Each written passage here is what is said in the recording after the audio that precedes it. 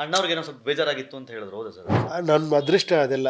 Rajani sir ಜೊತೆ ನಾನು ಕೆಲವು ಟೈಮ್ ಕಳೆದಿದ್ದು, ವಿಷ್ಣು ಸರ್ ಜೊತೆ, ಅಂಬರೀಷ್ ಅವ್ರ ಜೊತೆ, ಅಣ್ಣವ್ರ ಜೊತೆ ಎಲ್ಲ ಕಲಿಯುವಂಥದ್ದು ತುಂಬ ತುಂಬ ಇತ್ತು ಅವ್ರ ಜೊತೆಲಿ.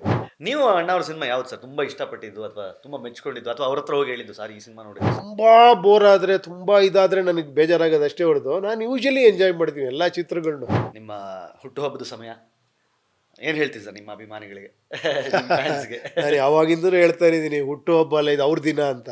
ಯಾಕಂದ್ರೆ ಅದಕ್ಕೂ ರೀಸನ್ ಇದೆ. ನನ್ನ ಲೈಫಲ್ಲಿ ಎಷ್ಟೋ ಹುಟ್ಟುಹಬ್ಬಗಳು ಗೊತ್ತೇ ಆಗ್ತಿರ್ಲಿಲ್ಲ. ಅವಾಗೆಲ್ಲ ನಮಗೇನು ಹುಟ್ಟುಹಬ್ಬ, ಸೆಪ್ಟೆಂಬರ್ 18 ಬಂದು ಹೋಯ್ತಾ ಅಂತ ನನಗೆ ಆ ನವಂಬರಲ್ಲಿ ಜ್ಞಾಪಕ ಬರೋದು. ಯಾರಿಗೋ ಹೇಳಿದ್ರೆ ನೀನು ಸೆಪ್ಟೆಂಬರ್ 18 ಹುಟ್ಟಿದ್ದು. ಬರ್ತ್ಡೇ ಸೆಲೆಬ್ರೇಷನ್ ಎಲ್ಲ ಸ್ಟಾರ್ಟ್ ಆಗಿದ್ದೆ ಫ್ಯಾನ್ಸ್ಗಳಿಂದ, ಬರ್ತ್ಡೇ ಅಂತ. ಅದಕ್ಕೆ ನಾನು ನಿಮ್ಮ ದಿನ ಅಪ್ಪ ಇದು, ಫ್ಯಾನ್ಸ್ ಡೇ ಇದು, ನನ್ನ ದಿನ ಅಲ್ಲ ಇದು ಅಂತ.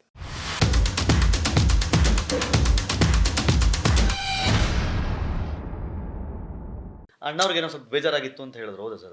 ಅದು ಗೊತ್ತಿಲ್ಲ. ಅವ್ರು ಆ ಥರ ಎಲ್ಲ ಅಲ್ಲವೇ ಅಲ್ಲ. ಅವ್ರು ಆ್ಯಕ್ಚುಲಿ ಅವರು ಎಲ್ಲ ಯೋಗಿಗಳವರು. ಹೆಂಗೆ ಸರ್ ಅವ್ರ ಜೊತೆಗಿನ ಮೆಮರೀಸ್ನ ರೀಕಾಲ್ ಮಾಡೋದಾದ್ರೆ?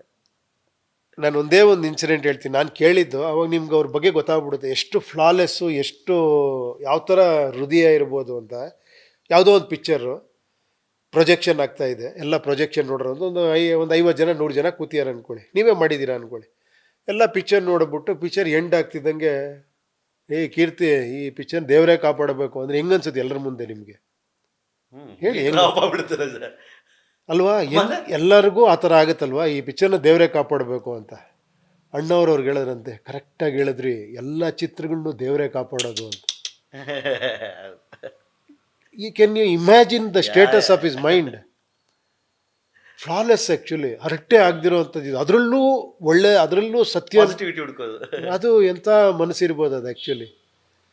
ನಾನು ಯೂಶಲಿ ನೋಡ್ಬೇಕಾದ್ರೆ ಸಾಂಗ್ ಕಂಪೋಸಿಂಗ್ ಎಲ್ಲ ಆಗ್ಬೇಕಾದ್ರೆ ಎಲ್ಲ ಸಾಂಗು ಚೆನ್ನಾಗಿದೆ ಅನ್ನೋರು. 4 ಟ್ಯೂನ್ ಕೊಟ್ಟರೆ ಅದು ಚೆನ್ನಾಗಿದೆ ಅದು ಅಂತ, ಇನ್ನೊಂದು ಅದು ಚೆನ್ನಾಗಿದೆ, ಕೊನೆಗೆ ಮ್ಯೂಸಿಕ್ ಡೈರೆಕ್ಟರ್ ಡಿಸೈಡ್ ಮಾಡೋಕೆ ಯಾವುದು ಅಂತ ಅವ್ರಿಗೆ ಓಕೆ ಆಗೋದಿಲ್ಲ.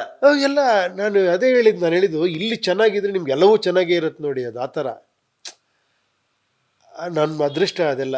ರಜನಿ ಸರ್ ಜೊತೆ ನಾನು ಕೆಲವು ಟೈಮ್ ಕಳೆದಿದ್ದು, ವಿಷ್ಣು ಸರ್ ಜೊತೆ, ಅಂಬರೀಷ್ ಅವ್ರ ಜೊತೆ, ಅಣ್ಣವ್ರ ಜೊತೆ ಎಲ್ಲ ಕಲಿಯುವಂಥದ್ದು ತುಂಬ ತುಂಬ ಇತ್ತು ಅವ್ರ ಜೊತೇಲಿ. ಕಲ್ತ್ಬಿಟ್ವಿ ಅಂತಲ್ಲ, ಎಲ್ಲ ಒಂದು ಕಡೆ ಈ ಥರ ಆದಾಗ ನೆನೆಸ್ಕೊಂಡಾಗ ಹೆಂಗೆ ರಿಯಾಕ್ಟ್ ಮಾಡಿದ್ರು, ಅವ್ರಿಗೆ ಯಾವ ಥರ ಆಗಿರ್ಬೋದು ಅಲ್ವಾ? ಯೋಚನೆಗಳು ಡಿಫ್ರೆಂಟ್ ಆಗಿರುತ್ತೆ. ದೇವರೇ ಕಾಪಾಡಬೇಕು ಅಂದ್ರೆ ಫಸ್ಟ್ ಆಫ್ ಆಲ್ ತಲೆಗೆ ಬರೋದೇ ನೆಗೆಟಿವ್ ಥಾಟೇ. ನೆಗೆಟಿವೇ ಬರೋದಲ್ಲ ನಿಮಗೆ, ಏನೇ ಎಲ್ಲರ ಮುಂದೆ ಹಿಂಗೆ ಹೇಳ್ಬಿಟ್ರು ಅಂತ. ಕರೆಕ್ಟಾಗಿ ಹೇಳಿದ್ರಿ, ಎಲ್ಲ ಚಿತ್ರಗಳನ್ನೂ ದೇವರೇ ಕಾಪಾಡೋದು. ಎಲ್ಲದಕ್ಕಿಂತ ಇನ್ನೊಂದು ಹೇಳ್ತೀನಿ. ನಾನೇ ಅವ್ರ ಹತ್ರ ಮಾತಾಡ್ತಿರ್ಬೇಕಾದ್ರೆ, ಸರ್ ಬಂಗಾರದ ಮನುಷ್ಯ ಅಷ್ಟು ದೊಡ್ಡ ಹಿಟ್ ಆಯ್ತಲ್ಲ ಸರ್, ಏನನ್ನ ಸರ್, ಯಾವುದರಿಂದ ಇದಾಯ್ತು ನಿಮಗೆ? 365 ದಿನ, 2 ವರ್ಷ ಸರ್, 2 ವರ್ಷ, 2 ವರ್ಷ ಹಿಂಗೆ ಓಡ್ತಲ್ಲ, ಹೆಂಗನ್ನ ಸರ್, ಯಾವುದರಿಂದ ಅನ್ನಿಸ್ತ ನಿಮ್ಮ ಕಥೆನ ಅಂತ ಸುಮ್ಮನೆ ನನ್ನ ಕ್ಯೂರಿಯಾಸಿಟಿಲಿ. ಅವ್ರು ಹೆಂಗೆ ಹೇಳಿದ್ರು ಗೊತ್ತಾ, ನಿಮ್ಗೆ ಆಶ್ಚರ್ಯ ಆಗ್ಬಿಡೋದು ಅವ್ರ ಆನ್ಸರು.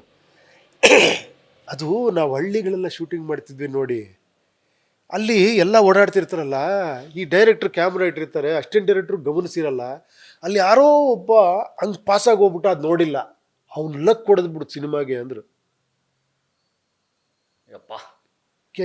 ನಿಮ್ಗೆ ಅದು ಅರ್ಥ ಮಾಡ್ಕೊಂಡ್ರೆ ಅರ್ಥ ಆಗುತ್ತೆ. ಕರೆಕ್ಟ್ ಸರ್, ಅಂದ್ರೆ ನಾನೇನು ಅಲ್ಲ, ಅದಕ್ಕೆ ಯಾರು ಏನು ಅಲ್ಲ ಆ್ಯಕ್ಚುಲಿ. ಯಾವುದೋ ನೋಡಿ ಹಂಗೆ ಹೊಡೆದ್ಬಿಡ್ತು ಅಂತ ಮಾರ್ಮಿಕವಾಗಿ ಬೇರೆ ಥರ ಅದರಲ್ಲಿ ಎಷ್ಟು ಅರ್ಥ ಇರೋದು. ನನಗೆ ಅದು ಅರ್ಥ ಆಗಿ 5 ವರ್ಷ 10 ವರ್ಷ ಬೇಕಾಯ್ತು. ನಿಮ್ಗೆ ಇಂಡೈರೆಕ್ಟ್ ಆಗಿ ಕ್ರೆಡಿಟ್ ನಾನು ತಗೊಂಡಂಗೂ ಆಗ್ಲಿಲ್ಲ, ತನ್ನಿಂದ ಆಯ್ತು ಅದು. ಅದಕ್ಕೆ ಚಿದಂಬರ ರಹಸ್ಯ, ಅದು ಸಿನಿಮಾ ಹೆಂಗಾಗತ್ತೆ ಅನ್ನೋದು ನಮ್ಮ ಕೈಲಿ ಇಲ್ದೇ ಇರೋದು ಅಂತ. ಅವ್ರು ಕೇಳಿದ್ರು, 200 ಪಿಕ್ಚರ್ ಮಾಡಿದವ್ರನ್ನ ಯಾರೋ ಪ್ರೆಸ್ ಅವ್ರು ಕೇಳಿದ್ರು, ಹೆಂಗೆ ಸಕ್ಸಸ್ಸಿನ ರಹಸ್ಯ ಏನು ಅಂತ, ಪಿಕ್ಚರ್ ಹೆಂಗೆ ಹಿಟ್ಟಾಗತ್ತೆ. ಅವ್ರು ಅದನ್ನೇ ಹೇಳಿ, ಅದು ಚಿದಂಬರ ರಹಸ್ಯ, ಅದು ಗೊತ್ತಾಗ್ಬಿಟ್ರೆ ಎಲ್ಲ ಪಿಕ್ಚರು ಸೂಪರ್ ಹಿಟ್ ಮಾಡ್ತೀವಿ ನಾವು ಅಂತ. ನೀವು ಅಣ್ಣವ್ರ ಸಿನಿಮಾ ಯಾವ್ದು ಸರ್ ತುಂಬಾ ಇಷ್ಟಪಟ್ಟಿದ್ದು ಅಥವಾ ತುಂಬಾ ಮೆಚ್ಕೊಂಡಿದ್ದು ಅಥವಾ ಅವ್ರ ಹತ್ರ ಹೋಗಿ ಹೇಳಿದ್ದು, ಸರ್ ಈ ಸಿನಿಮಾ ನೋಡಿದೆ? ನಾವು ಎಲ್ಲ ನಮ್ಗೆ ಅವಾಗ ನಿಜ ಹೇಳಬೇಕು ಅಂದರೆ, ಮೊನ್ನೆ ಜೋಗಿಯವ್ರ ಹತ್ರ ಓದ್ಬೇಕಾದ್ರೆ ಅದೇ ಮಾತಾಡ್ತಾ ಇದ್ವಿ, ನಮಗೆ ಅವಾಗ ಫ್ಲಾಪ್ ಪಿಕ್ಚರ್ ಅನ್ನೋದೇ ಇಲ್ಲ ನಮಗೆ. ನೀವು ಯೋಚನೆ ಮಾಡಿ, ನೀವು ಪಿಕ್ಚರ್ಗೆ ಹೋಗೋದೇ ಒಂದು ದೊಡ್ಡ ವಿಷಯ, ಟಿಕೆಟ್ ನೋಡ್ರೆ ಖುಷಿ ನಮಗೆ, ಥಿಯೇಟ್ರ್ ಒಳಗೆ ಹೋಗ್ಬಿಟ್ರೆ ಫುಲ್ ಅಲ್ಲಿ ಬರ್ತಾ ಇದ್ರೆ ಏನಿದ್ರು ಚೆನ್ನಾಗಿರೋದು ನಮಗೆ. ನೀವು ಕಲ್ಪನೆ ಮಾಡ್ಕೊಳ್ಳಿ, ಒಂದು ಏನೋ ನೀವು ಇನ್ನೂ ನಾನು ಹೇಳಿದ್ದು ನನಗೆ ಗೊತ್ತಿಲ್ಲ, ಆಮೇಲೆ ಇವಾಗೆಲ್ಲ ನಮಗೆ ಗೊತ್ತಿರೋದು ನಿಮ್ಮ ಸಿನಿಮಾದಿಂದ ಸ್ಟಾರ್ಟ್ ಆಗಿದ್ದು ನಮ್ದು ಅದೇ ನಮ್ಗೆ ಅವಾಗೆಲ್ಲ ಪಿಕ್ಚರ್ ನೋಡಿದ್ರೆ ಏನು ಅದು ಚೆನ್ನಾಗಿದೆ ಚೆನ್ನಾಗಿಲ್ಲ ಇಲ್ವಿಲ್ಲ, ಪಿಕ್ಚರ್ ನೋಡಿದ್ವಿ ಖುಷಿ ನಮಗೆ. ಲ್ಯಾಗು ಏನು ಗೊತ್ತಿಲ್ಲ, ಅದೆಲ್ಲ ಗೊತ್ತೇ ಇಲ್ಲ ನಮ್ಗೆಲ್ಲವೂ ಚೆನ್ನಾಗಿತ್ತು ಆಕ್ಷನ್ ಪಿಕ್ಚರ್. ಕಂಟಿನ್ಯೂಟಿ ಮಿಸ್ ಏನು ಅವೆಲ್ಲ ಏನು ಅವಾಗೇನೋ ಇಂಡಸ್ಟ್ರಿಯಲ್ ಮಾತಾಡೋಣ ಇಟ್ಟು ಫ್ಲಾಪು, ಬಟ್ ನಮಗೆ ಎಲ್ಲರೂ ಆಡಿಯನ್ಸ್ ಖುಷಿ ನಮಗೆಲ್ಲ.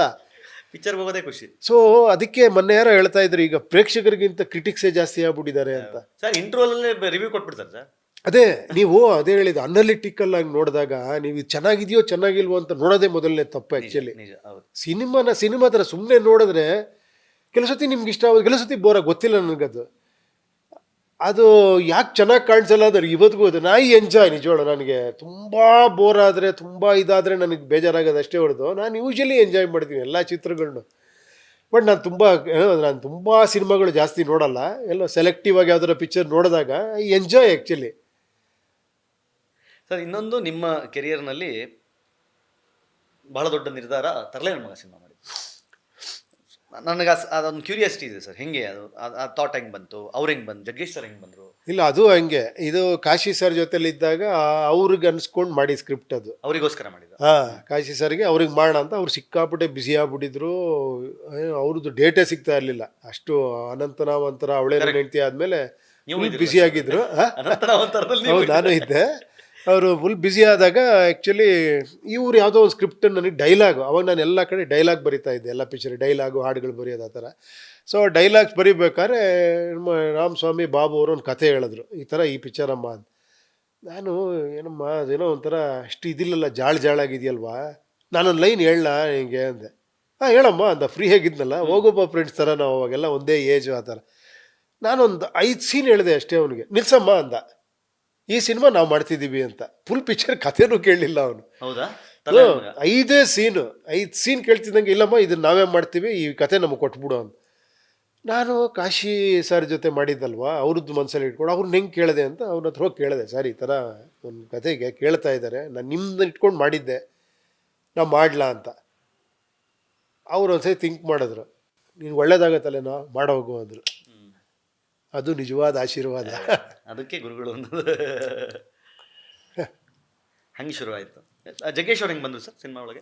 ಅವ್ರು ಜಗ್ಗೇಶ್ನ ಇಟ್ಕೊಂಡೆ ಈ ಪಿಕ್ಚರ್ ಓಕೆ ಮಾಡೋದು. ಓಕೆ, ಹಾಂ ಹಾಂ ಹಾಂ. ಸೊ ಈ ಕಥೆನ ಅವ್ರಿಗೆ ಹೇಳಿ ಆಮೇಲೆ ಈ ಥರ ಒಂದು ಪಿಕ್ಚರ್ ಮಾಡೋಣ ಅಂತ ಆಮೇಲೆ ಸ್ಟಾರ್ಟ್ ಆಯ್ತು ಅದು ಆ್ಯಕ್ಚುಲಿ.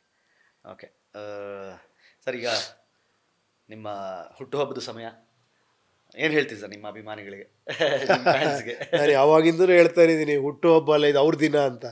ಯಾಕಂದ್ರೆ ಅದಕ್ಕೂ ರೀಸನ್ ಇದೆ. ನನ್ನ ಲೈಫಲ್ಲಿ ಎಷ್ಟೋ ಹುಟ್ಟುಹಬ್ಬಗಳು ಗೊತ್ತೇ ಆಗ್ತಿರ್ಲಿಲ್ಲ. ಅವಾಗೆಲ್ಲ ನಮ್ಗೇನು ಹುಟ್ಟುಹಬ್ಬ ಸೆಪ್ಟೆಂಬರ್ 18 ಬಂದು ಹೋಯ್ತಾ ಅಂತ ನನಗೆ ಆ ನವಂಬರಲ್ಲಿ ಜ್ಞಾಪಕ ಬರೋದು. ಯಾರಿಗೋ ಹೇಳಿದ್ರೆ ನೀನು ಸೆಪ್ಟೆಂಬರ್ 18 ನೀನು ಹುಟ್ಟಿದ್ದು ನೆನಪು ಇರ್ತಿರಲಿಲ್ಲ, ನೆನಪು ಎಲ್ಲಿರೋದು ನಮಗೆ, ಅಥವಾ ಮುಂಚೆ ಜ್ಞಾಪಕ ಆಗೋದು. ಆ ದಿನ ಅಂತೂ ಜ್ಞಾಪಕ ಆಗ್ತಿರಲಿಲ್ಲ, ಸೆಪ್ಟೆಂಬರ್ 18 ಇವತ್ತು ಅಂತ ಅದು ಜ್ಞಾಪಕನೂ ಇರಲಿಲ್ಲ. ಆಮೇಲೆ ಬರ್ತ್ಡೇ ಸೆಲೆಬ್ರೇಷನ್ ಮಾಡೋದು ನಮ್ಮಲ್ಲಿ ಪದ್ಧತಿನೂ ಇರಲಿಲ್ಲ.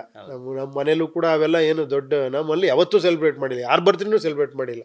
ಅಪ್ಪ ಅಮ್ಮ ಅಣ್ಣ ಯಾರದೂ ಮಾಡಿಲ್ಲ ನಾವು. ಸರ್ ಜೊತೆ ಶೇರ್ ಮಾಡ್ತೀರಾ ಸರ್ ನಿಮ್ಮ ಬರ್ಡೇ? ಸೊ ಅದಾದಮೇಲೆ ಬರ್ತ್ಡೇ ಸೆಲೆಬ್ರೇಷನ್ ಎಲ್ಲ ಸ್ಟಾರ್ಟ್ ಆಗಿದೆ ಫ್ಯಾನ್ಸ್ಗಳಿಂದ. ಬರ್ತ್ಡೇ ಅಂತ, ಅದಕ್ಕೆ ನಾನು ನಿಮ್ಮ ದಿನ ಅಪ್ಪ ಇದು, ಫ್ಯಾನ್ಸ್ ಡೇ ಇದು, ನನ್ನ ದಿನ ಅಲ್ಲ ಇದು ಅಂತ. UI update sir? ಈಗ ಆಲ್ಮೋಸ್ಟ್ ಎಲ್ಲ ಕಂಪ್ಲೀಟ್ ಆಗೋಗ್ಬಿಟ್ಟಿದೆ. ಡಬ್ಬಿಂಗ್ ಎಲ್ಲ ಲ್ಯಾಂಗ್ವೇಜ್ ಕಂಪ್ಲೀಟ್ ಆಗಿದೆ, ಫೈನಲ್ ಮಿಕ್ಸಿಂಗ್ ಆಗೋಗಿದೆ, ಎಲ್ಲ ಆಗೋಗಿದೆ. Waiting for VFX shots, that's important thing ಅಂತ. ಅದೊಂದಕ್ಕೇನೆ ವೆಯ್ಟಿಂಗು. ಅದು ಬಂದರೆ ರೆಡಿ ಪಿಕ್ಚರ್. ಎಷ್ಟು ಲ್ಯಾಂಗ್ವೇಜ್ ಸರ್? ಒಂದು 5 ಲ್ಯಾಂಗ್ವೇಜ್, ಹಿಂದಿ, ತೆಲುಗು, ತಮಿಳ್, ಕನ್ನಡ ಅಂತ, ಮಲಯಾಳಂ 5 ಲ್ಯಾಂಗ್ವೇಜ್ ಮಾಡಿದ್ದೀವಿ ಇವಾಗ. Sir thank you so much sir. ಹುಟ್ಟುಹಬ್ಬದ ಶುಭಾಶಯಗಳು. Thank you. ಒಳ್ಳೆಯದಾಗಲಿ. ಇನ್ನಷ್ಟು ಅದ್ಭುತ ಸಿನಿಮಾಗಳನ್ನು ನಿಮ್ಮಿಂದ as a fans thank you. ಎಲ್ಲ ನಿಮ್ಮ ಒಳ್ಳೆಯದಾಗಲಿ sir. Thank you so much. Enjoy ಮಾಡಿ ಸಿನಿಮಾ ನೋಡಿ ಅಷ್ಟೇ. ಇದಾಗಿತ್ತು ಉಪೇಂದ್ರ ಅವ್ರ ಜೊತೆಗಿನ ಮಾತುಕತೆ. ನೋಡ್ತಾ ಇರಿ ಸ್ಪೀಡ್ ಪ್ಲಸ್ ಕರ್ನಾಟಕ. ಇದು ನಿಮ್ಮಿಂದ ನಿಮಗಾಗಿ, ನಿಮಗೋಸ್ಕರ. ಮತ್ತೆ ಸಿಗ್ತೀನಿ. ನಮಸ್ಕಾರ. Speed plus Karnataka.